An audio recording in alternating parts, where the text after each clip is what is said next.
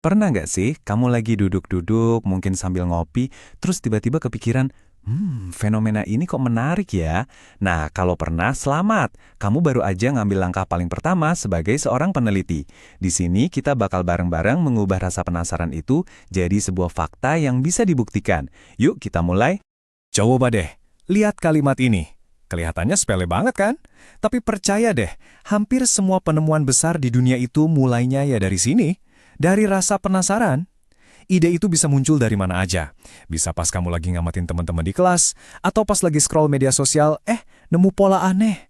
Atau bahkan, cuma sekedar heran sama kebiasaan orang di sekitar kamu. Tapi, nah ini nih yang jadi pembeda antara obrolan biasa sama sains. Merasa doang tuh nggak cukup. Inilah tantangan utamanya di psikologi. Gimana caranya kita mengubah intuisi atau omongan kayaknya mahasiswa sekarang tuh lebih gampang stres deh. Jadi sebuah klaim yang bisa diuji, diukur, dan dibuktikan pakai data. Ini prosesnya, mengubah asumsi jadi bukti nyata. Nah, untuk mengubah opini jadi bukti, kita tuh punya dua kacamata utama buat melihat dunia. Pertama, pendekatan kuantitatif. Gampangnya, bayangin kamu lagi naik helikopter, ngelihatin hutan dari atas. Kamu bisa lihat gambaran besarnya, polanya, jumlahnya. Yang kedua, itu pendekatan kualitatif. Ini kayak kamu turun langsung ke hutan, jalan kaki sambil bawa kaca pembesar. Kamu teliti setiap detail kecilnya buat paham makna yang lebih dalam. Jadi pertanyaannya, kamu mau lihat dari atas atau mau lihat dari dekat? Keduanya sama-sama penting loh, tergantung apa yang pengen kamu cari tahu. Perbedaan ini tuh bukan cuma soal metode loh, tapi juga soal filosofi dasarnya. Riset kuantitatif itu akarnya dari positivisme. Mereka percaya kalau kebenaran itu cuma ada satu, objektif, kayak blueprint arsitek, jelas, dan bisa diukur. Sementara itu, riset kualitatif lahir dari konstruktivisme, yang lihat kebenaran itu lebih kayak sketsa-sketsa seniman, subjektif, bisa banyak versi, dan tergantung banget sama konteks. Jadi, cara kamu memandang kebenaran itu yang bakal nentuin alat mana yang kamu pakai. Oke, sekarang kita sampai ke pertanyaan utamanya. Tantangan paling besar di psikologi. Kita kan nggak neliti benda yang bisa ditimbang atau diukur pakai penggaris ya. Kita meneliti cinta, ketangguhan, stres, kecemasan, semua hal yang abstrak dan nggak kelihatan mata. Terus gimana dong cara ngukurnya? Jawabannya ada di satu kata sakti ini, operasionalisasi. Ini tuh bukan cuma sekedar keahlian, tapi bisa dibilang seni. Inilah jantungnya penelitian kuantitatif di psikologi. Intinya, ini adalah proses menerjemahkan sebuah konsep yang masih di awang-awang jadi indikator perilaku yang nyata dan bisa dihitung. Operasionalisasi itu kayak jembatan yang nyambungin dunia ide ke dunia data. Biar kebayang, kita pakai contoh nyata ya. Misalkan kamu mau meneliti kecemasan akademik. Ini kan masih abstrak banget ya.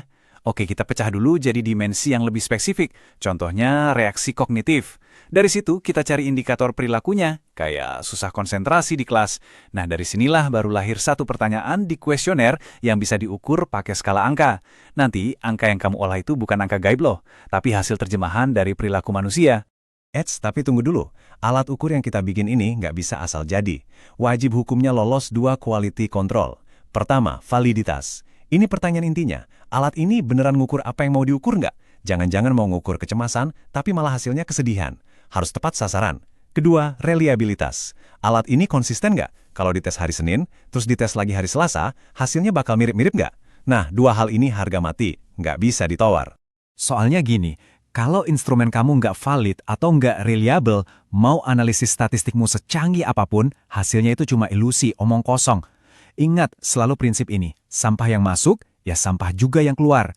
Kesimpulan penelitian kamu itu cuma akan sekuat data yang kamu kumpulkan, nggak lebih dari itu. Penting banget buat diingat, penelitian kuantitatif itu punya peta jalan yang sangat ketat, nggak bisa dilompat-lompatin. Kamu harus mulai dari nemuin masalah, terus bangun teorinya, bikin hipotesis, baru setelah itu bikin instrumen.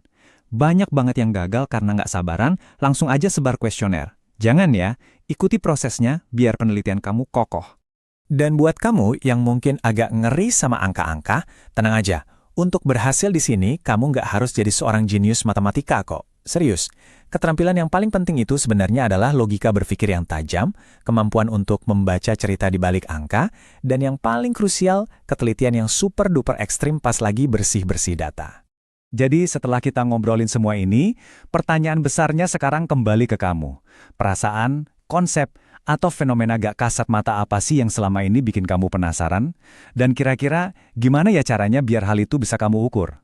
Coba deh pikirin, karena dari situlah perjalanan penelitianmu yang sesungguhnya dimulai.